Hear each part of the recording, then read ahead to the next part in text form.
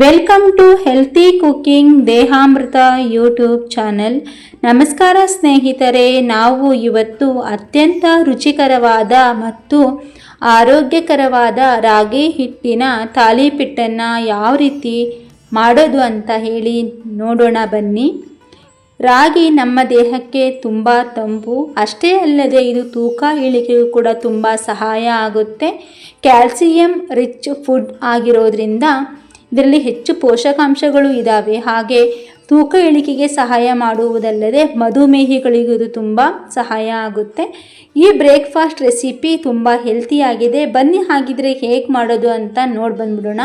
2 ಕಪ್ಪು ರಾಗಿ ಹಿಟ್ಟು ಹಾಕ್ತಾ ಇದ್ದೀನಿ. ಒಂದು ಅರ್ಧ ಬೌಲಿನಷ್ಟು ಚಿರೋಟಿ ರವೆ, ಹಾಗೆ 2-3 ಟೇಬಲ್ ಟೀ ಸ್ಪೂನ್ ಆಗುವಷ್ಟು ಗೋಧಿ ಹಿಟ್ಟನ್ನು ಹಾಕಿ ನಾವು ಇದಕ್ಕೆ ಇವಾಗ ಅರಿಶಿಣ ಪುಡಿ, ಜೀರಿಗೆ, ಚಿಕ್ಕದಾಗಿ ಹೆಚ್ಚಿಟ್ಟಂತಹ ಟೊಮೊಟೊ, ಹಸಿಮೆಣಸಿನಕಾಯಿ, ತುರಿದಂತಹ ಬೀಟ್ರೂಟು, ಕೊತ್ತಂಬರಿ ಸೊಪ್ಪು, ಹಾಗೆ ಕರಿಬೇವಿನ ಸೊಪ್ಪು ಚಿಕ್ಕದಾಗಿ ಹೆಚ್ಚಿರೋದು, ಹಾಗೆ 1 ಬೌಲಷ್ಟು ಈರುಳ್ಳಿ, ಹಾಗೆ 1 ಬೌಲಷ್ಟು ಕ್ಯಾರೆಟ್ ತುರಿನ ಹಾಕಿ ಇದಾದ ನಂತರ ಇದಕ್ಕೆ ಸೌತೆಕಾಯಿ ಇದ್ದರೆ ಸೌತೆಕಾಯಿನೂ ಕೂಡ ತುರಿದು ಹಾಕ್ಕೊಂಬಿಡಿ. ನಿಮ್ಮಲ್ಲಿ ಯಾವ ತರಕಾರಿ ಅವೈಲೇಬಲ್ ಇದೆಯೋ ಅದನ್ನೆಲ್ಲ ಹಾಕೋಬೋದು.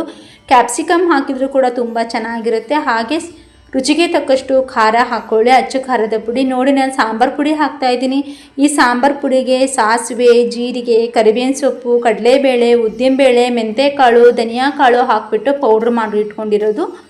ಇದಿಷ್ಟನ್ನು ಹಾಕಿಬಿಟ್ಟು ನೀಟಾಗಿ ಇದನ್ನು ಮಿಕ್ಸ್ ಮಾಡ್ಕೊಂಡ್ಬಿಡಿ.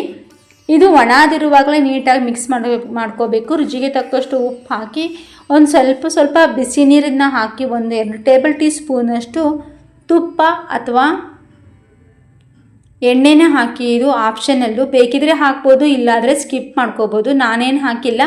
ಹಾಕಿದರೆ ನಿಮಗೆ ತಾಲಿಪಿಟ್ಟು ಇನ್ನೂ ತುಂಬ ಸ್ಮೂತಾಗಿ ಮೃದುವಾಗಿ ಬರುತ್ತೆ. ಕೊನೆಗೆ ನಾನು ಸ್ವಲ್ಪ ಪೆಪ್ಪರ್ ಪೌಡರ್ ಹಾಕ್ತಾಯಿದ್ದೀನಿ. ಪೆಪ್ಪರ್ ಪೌಡರ್ ಬಂದುಬಿಟ್ಟು ತೂಕ ಇಳಿಕೆಗೆ ತುಂಬ ಸಹಾಯ ಮಾಡುತ್ತೆ. ಇದನ್ನೆಲ್ಲ ನಾನು ಚಪಾತಿ ಹದಕ್ಕೆ ಬಿಸಿನೀರು ಹಾಕಿಬಿಟ್ಟು ಸ್ವಲ್ಪ ಹದವಾಗಿ ಇದನ್ನು ಮಿಕ್ಸ್ ಮಾಡೋಕ್ಕೆ ತೊಗೊಂಡ್ಬಿಡೋಣ. ಆನಂತರ ನೋಡಿ, ನಾನು ಒಂದು ಕವರ್ ಮೇಲೆ ರಾಗಿ ಹಿಟ್ಟನ್ನು ಪ್ರಿಪೇರ್ ಮಾಡಿದಂತಹ ಈ ರೀತಿ ರಾಗಿ ಹಿಟ್ಟನ್ನು ನೀಟಾಗಿ ಈ ರೀತಿ ತಟ್ಟಿ ತೊಗೊಂಡ್ಬಿಡಿ. ನಾನು ರಾತ್ರಿ ಊಟಕ್ಕೆ ಮಾಡ್ಕೊಂಡಿದ್ದೆ, ತುಂಬ ರುಚಿಕರವಾಗಿತ್ತು ಫ್ರೆಂಡ್ಸ್.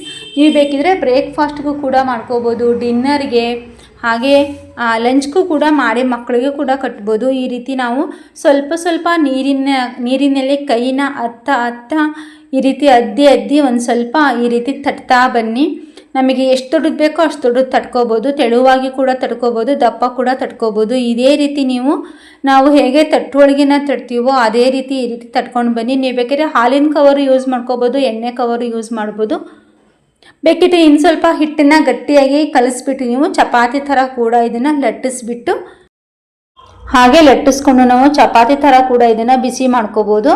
ಹಾಗೆ ನೋಡಿ, ರಾಗಿ ಹಿಟ್ಟಿನಿಂದ ದೋಸೆ ಮಾಡೋದು ಹೇಗೆ, ಹಾಗೆ ಉಳಿದಂಥ ಅನ್ನದಿಂದ ಮೃದುವಾದ ರಾಗಿ ಮುದ್ದೆ ಮಾಡೋದು ಹೇಗೆ ಅಂತ ಹೇಳಿ ನಾನು ವಿಡಿಯೋನ ಆಲ್ರೆಡಿ ಯೂಟ್ಯೂಬ್ ಚಾನಲಲ್ಲಿ ಹಾಕಿದ್ದೀನಿ.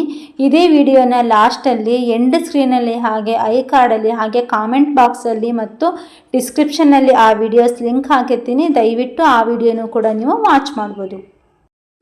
ಈ ರೀತಿ ತಟ್ಟಿದಾದ್ಮೇಲೆ ಈ ಬಿಸಿ ಇರೋ ಹಂಚಿನ ಮೇಲೆ ಕವರನ್ನು ಹಾಕಿಬಿಟ್ಟು ನಿಧಾನ ನೀವು ತೆಗೆದ್ರೆ ಈ ರೊಟ್ಟಿ ಬಂದುಬಿಟ್ಟು ಹಂಚಿನ ಮೇಲೆಗೆ ಅಂಟ್ಕೊಂಡ್ಬಿಡುತ್ತೆ. ಆನಂತರ ಇದನ್ನು 2 ಬದಿಯಲ್ಲಿ ಸ್ವಲ್ಪ ಎಣ್ಣೆ ಅಥವಾ ತುಪ್ಪನ ಸವರ್ಬಿಟ್ಟು ಬಿಸಿ ಮಾಡಿಕೊಂಡ್ರೆ ನಮಗೆ ರಾಗಿ ಹಿಟ್ಟಿನಿಂದ ಮಾಡಿದಂತಹ ತರಕಾರಿ ಹಾಕಿ ಮಾಡಿದಂತಹ ಪೌಷ್ಟಿಕಾಂಶಯುಕ್ತ ಹಾಗೂ ಆರೋಗ್ಯಕರವಾದ ರಾಗಿ ಹಿಟ್ಟಿನ ತಾಲಿಪಿಟ್ಟು ರೆಡಿ ಆಯಿತು ನೋಡಿ. ಹಾಗೆ ಈ ವಿಡಿಯೋ ನಿಮಗೆ ಇಷ್ಟವಾದಲ್ಲಿ ದಯವಿಟ್ಟು ನಮ್ಮ ಯೂಟ್ಯೂಬ್ ಚಾನಲನ್ನು ಸಬ್ಸ್ಕ್ರೈಬ್ ಮಾಡಿಬಿಟ್ಟು ವಿಡಿಯೋ ನೋಡಿ. ಹಾಗೆ ವಿಡಿಯೋ ಇಷ್ಟವಾದಲ್ಲಿ ಲೈಕ್ ಮಾಡಿ, ಹಾಗೆ ನಮ್ಮ ಚಾನಲ್ನ ಸಬ್ಸ್ಕ್ರೈಬ್ ಮಾಡಿ.